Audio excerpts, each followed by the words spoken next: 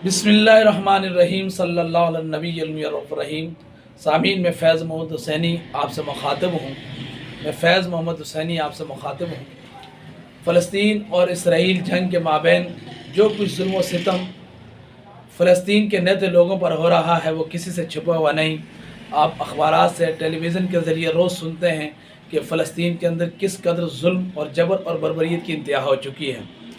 हमारा इस मरतबा मुकाबला एक बुज़दिल दुश्मन से है कि जो इतना बुज़दिल है कि जो सिर्फ़ औरतों से लड़ना चाहता है, बच्चों से लड़ना चाहता है और आम नेते लोगों से लड़ना चाहता है, जो सिर्फ़ हवा के अंदर बमबारी करके और उसके बाद गायब हो जाता है, जो असल मुजाहिदीन से नहीं लड़ पा रहा और अगर वहाँ जाता है तो उसे मुँह की खानी पड़ती है और वापस पलट कर आ जाता है। तो इस वक्त 10,000 से ज़ायद लोग फ़लस्तीन के अंदर शहीद हो चुके हैं, जिनमें 5,000 से ज़ायद बच्चे हैं और 3-4 हज़ार के करीब ख़वातीन हैं और बाकी दीगर नेते लोग हैं। इस जालिम का मुकाबला करना इस वक्त पूरी दुनिया एक तमाशा देख रही है।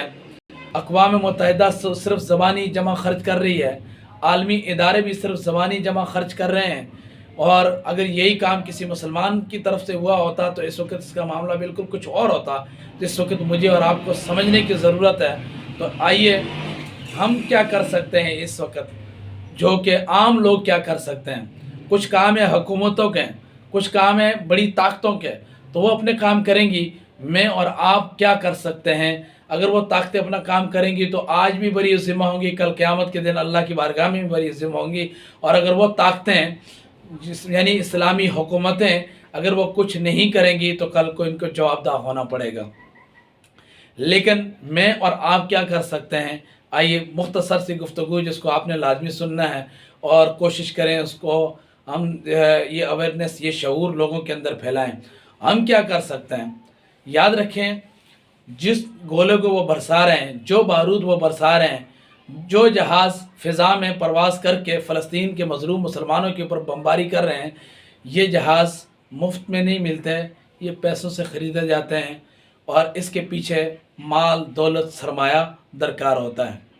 तो हम इस वक्त मैं और आप जो कर सकते हैं, बेहतरीन हथियार का इस्तेमाल जो कर सकते हैं वो ये है कि हम इनका इक़्तिसादी माशी बाइकाट करें।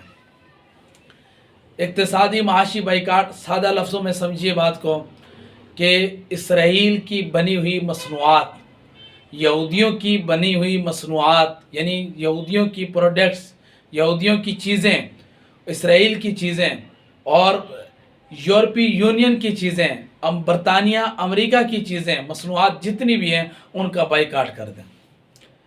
इस बाइकाट के हमें दो फ़ायदे होंगे। एक फ़ायदा हमारे अपने वतन अजीज़ को पहुँचेगा और एक फ़ायदा फ़लस्तीन के मुसलमानों को पहुँचेगा। फ़लस्तीन के मुसलमानों को जो फ़ायदा पहुँचेगा वो ये होगा कि अगर हम एक बड़े पैमाने पर इक़्तिसादी माशी बाइकाट करेंगे, हम इस यहूदी लाबी की जो मसनूआत हैं उसका इस्तेमाल कम कर देंगे, उसका इस्तेमाल सिरे से ख़त्म कर दें, तो जो यहूदी इसराइल को फंड करते हैं, जो यहूदी इसराइल को गोला बारूद उसको देते हैं, वो नहीं दे सकेंगे।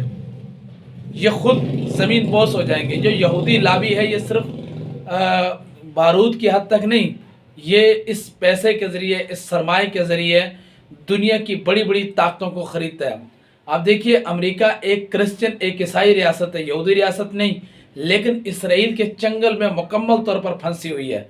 वजह कि अमेरिका के जितने बड़े लोग हैं, जैसे जो बाइडन है, इनके सेनेटर हैं, इनके MPs हैं, MNA हैं, इनकी जो इलेक्शन कैंपेन है वो यहूदी लाबी करती है। यहूदी लाबी इनको इलेक्शन जीतने के लिए पैसा देती है, इनकी लॉबिंग करती है, इनके लिए इश्तिहार और तशहीर और गाड़ियाँ और पता नहीं क्या क्या जितनी इलेक्शन कैंपेन होती है वो ये करती हैं। इसलिए ये लोग यहूदियों की मंशा से बाहर नहीं निकल सकते, ये यहूदियों के ताबे हैं। इस वक्त तक अगर आप अमेरिका में देखें, बरतानिया में देखें, तो आम अवाम अन्नास के अंदर लाखों की तादाद में लोग सड़कों के ऊपर हैं और वो अमेरिका की और बरतानिया की पॉलिसियों की मुखालफत कर रहे हैं। वो फ़लस्तीन के मज़लूम मुसलमानों की हक़ में आवाज़ उठा रहे हैं, जबकि कोई MNA, कोई MPs, कोई सेनेटर, कोई सदर वो उनकी एहतजाज पर कान नहीं धरता। इसके बरअक्स वो उनको गोला बारूद वो उनको फराहम कर रहे हैं। اور وہ ان کی اسرائیل کی مکمل حمایت کے اندر آ رہے ہیں۔ اس کی وجہ کہ یہودی لابی کا یہ پیسہ وہاں استعمال ہو رہا ہے۔ جب ہم ان کا اقتصادی معاشی بائیکاٹ کریں گے تو پھر ان یہودی لابی کے پاس ان کی لابنگ کرنے کے لیے، ان کی کمپین کرنے کے لیے پیسہ نہیں ہوگا، تو یہ اپنی قدر خود بخود کھو بیٹھیں گے، یہودی لابی بھی اور ان کے حمایت کرنے والے بھی۔ اس وقت ایک بات چل رہی ہے کہ اسرائیل کا بائیکاٹ، صرف اسرائیل کا نہیں، اسرائیل کی مصنوعات کا بائیکاٹ بھی کریں، یہودی مصنوعات کا بائیکاٹ بھی کریں، امریکی مصنوعات کا بائیکاٹ بھی کریں، برطانیہ کا بھی کریں، بلکہ پوری یورپی یونین کا بائیکاٹ کریں۔ اور یہ بائیکاٹ کا شعور اتنا زیادہ دیں کہ صرف پاکستان ہی نہیں بلکہ دنیا بھر کے 56 سے 57 اسلامی ممالک بھی کریں، اور اس کے علاوہ جو دیگر ممالک ہیں جو اگرچہ غیر مسلم ہیں لیکن اگر انسانیت ان کے اندر ہے تو وہ بھی کریں گے۔ اور یہ پیغام کو جب زیادہ سے زیادہ اس کو اپنے اپنے انداز کے ساتھ، میں یہ نہیں کہہ رہا کہ میرا پیغام پہنچائے، میرا پیغام بہت چھوٹا ہے، ہر آدمی اپنے بہتر انداز سے اپنے پیغام کو پہنچائے۔ جس کو لکھنے کی صلاحیت اللہ نے دی ہے وہ لکھ کر کرے، جس سے بولنے کی صلاحیت اللہ تعالیٰ نے دی ہے وہ بول کر کرے، جس کو اللہ نے کوئی اور طریقہ دیا ہے تو کسی اور طریقے سے کرے۔ بہرحال اصل مقصد یہ کہ وہ اس شعور کو زیادہ سے زیادہ پھیلائے۔ دوسرا فائدہ ہوگا ہمیں پاکستان کو فائدہ ہے کہ ہمارے پاکستان کے اندر بے شمار چیزیں ہیں، ہماری اپنی پاکستانی مصنوعات ہیں، تو ہماری اپنی مصنوعات ترقی کریں گے جب ہم یورپی اور جو بیرونی مصنوعات ہیں ان کا بائیکاٹ کریں گے۔ تو اس طریقے سے ہمیں جو چیز ڈالر میں خریدنی پڑتی ہیں اس کی ضرورت نہیں پڑے گی، پاکستان کی معیشت مستحکم ہوگی، یعنی کہ ڈالر اپنی قدر کھوئے گا اور روپیہ اپنی قدر کے اندر اس کا استحکام پیدا ہوگا۔ دوسری بات یہ کہ ہمارے کسانوں کو فائدہ ہوگا، ہمارے ملک کے دکانداروں کو فائدہ ہوگا، پاکستانی کمپنیوں کو فائدہ ہوگا۔ ایک مکھن کا پیکٹ آتا ہے جو ڈنمارک سے بن کر آ رہا ہے اور وہی مکھن پاکستان میں بھی موجود ہے، تو ہمیں پاگل کتے نے کاٹا ہے کہ ہم ڈنمارک کا مکھن خریدیں اور پاکستان کو چھوڑ دیں؟ نہیں، پاکستانی خریدیں، اب اس سے پاکستان کو فائدہ پہنچے گا۔